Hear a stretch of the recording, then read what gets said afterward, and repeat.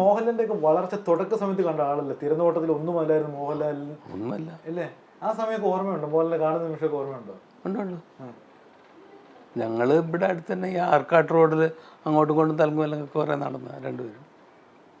അന്ന് ലാൽ ഇങ്ങനെ ഒരു പൊസിഷനിൽ വരുമെന്നുള്ളത് പ്രതീക്ഷിക്കുന്നില്ലല്ലോ. പക്ഷെ അത് നമ്മളെ കണ്ടു കഴിഞ്ഞാൽ ഇപ്പം ഞങ്ങൾ ജില്ലയുടെ സെറ്റിൽ ഞാനും 2 മക്കളും കൂടെ പോയി കഴിഞ്ഞപ്പം വെയിറ്റ് ചെയ്യാൻ പറഞ്ഞു. ഞങ്ങൾ പുറത്ത് തന്നെ നിന്നു. മേലെ ഷൂട്ടിംഗ് നടക്കും. ഷൂട്ടിംഗ് കഴിഞ്ഞ് വരുമ്പോൾ ഞാൻ നിൽക്കുന്നതാണ്. ആ അണ്ണാ എപ്പോഴാണ് വന്നേ? ഞാൻ വന്നിട്ട് ഇപ്പോൾ വന്നേ ഉള്ളൂ. ഇരിക്കാനൊരു സീറ്റ് കൊടുക്കണ്ട, ചെയർ അവിടെ കിടപ്പുണ്ട്, ഞങ്ങൾ ഇരുന്നില്ല എന്നേ ഉള്ളൂ. ഞാൻ പറഞ്ഞു ഞങ്ങളിപ്പോഴാണ് വന്ന് കയറിയത്, അത് കുഴപ്പമില്ല. 1/2 മണിക്കൂർ ഞാൻ ഇവരെയൊക്കെ പരിചയപ്പെടുത്തി കുറേ നേരം സംസാരിച്ചു. അതിനൊന്നും മോഹൻലാലിൻ്റെ യാതൊരുവിധ കുഴപ്പങ്ങളുമില്ല. അല്ല, അന്ന് തിരുനോട്ടത്തിൽ മോഹൻലാലിനെ കണ്ട് കുറച്ച് കഴിഞ്ഞ് പിന്നെയും മോഹൻലാൽ കണ്ട്. ഇപ്പോഴത്തെ മോഹൻലാലിനൊക്കെ എടുക്കാനൊക്കെ ഭയങ്കര പാടല്ലേ എത്തിപ്പെടാൻ വേണ്ടി? ഒരുപാടൊരു വലയമില്ലേ അദ്ദേഹത്തിന് മുമ്പിൽ? അതുണ്ടാകാം. ജില്ലയിൽ കാണാൻ പോയപ്പോൾ അത്രയും വലയം ഉണ്ടായിരുന്നു? നമ്മൾ വളരെ ക്ലിയർ ഇവിടെ അടുത്തല്ലേ, ഇതായതുകൊണ്ട് പറ്റി. അല്ല കേരളത്തിലായാലും മമ്മൂക്കയായാലും ലാലായാലും എന്നെ കണ്ടു കഴിഞ്ഞിട്ടുണ്ടെങ്കിൽ അറിയില്ല എന്നൊന്നും പറയില്ല. അങ്ങനത്തെ ഇതൊന്നും നമുക്ക് പറ്റിയിട്ടില്ല. എല്ലാവരും വളരെ സ്നേഹമായിട്ടൊക്കെ പെരുമാറുന്ന കണ്ടു. ഡബിങ് ആർട്ടിസ്റ്റ് ചോദിക്കുവാണേ, അത്രയൊരു മേഖലയിൽ കഴിവ് കളിച്ചാണെന്ന് ചോദിക്കും. മറ്റുള്ളവർ ഡബിങ് നോക്കാറുണ്ട്? കാര്യം സാറാളുടെ ആ ഫീൽഡാണ്. എനിക്ക് തന്നെ മറ്റുള്ളവർ ഡബ് ചെയ്യുമ്പോൾ കൊള്ളാമല്ലോ.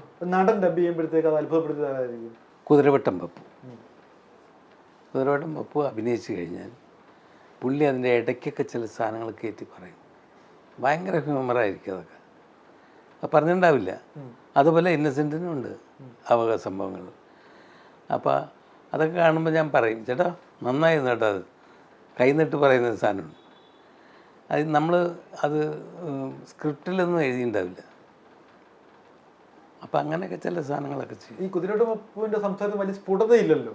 അതൊക്കെ സ്ക്രിപ്റ്റ് ഇല്ലാത്തതൊക്കെ അത് കറക്റ്റ് ലിപ്പ് പിടിച്ചാൽ. ഞാൻ ശിഷ്യനായിട്ട് അഭിനയിച്ചൊരു പടം,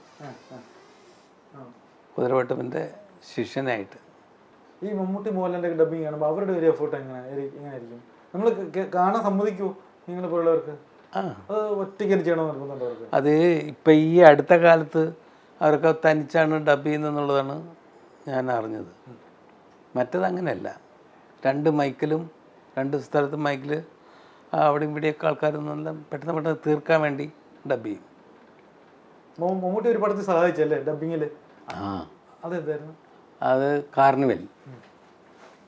കാർണിവലിൻ്റെ സെറ്റിൽ പുള്ളി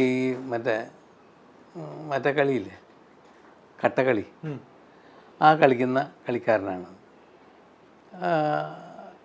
മാളാരവിന്ദൻ ഒരിടത്തിൽ. അങ്ങനെയൊക്കെ കുറേ ആൾക്കാർ കൂടെ ചേർന്നിട്ടുള്ള കോമഡി സീക്വൻസ്.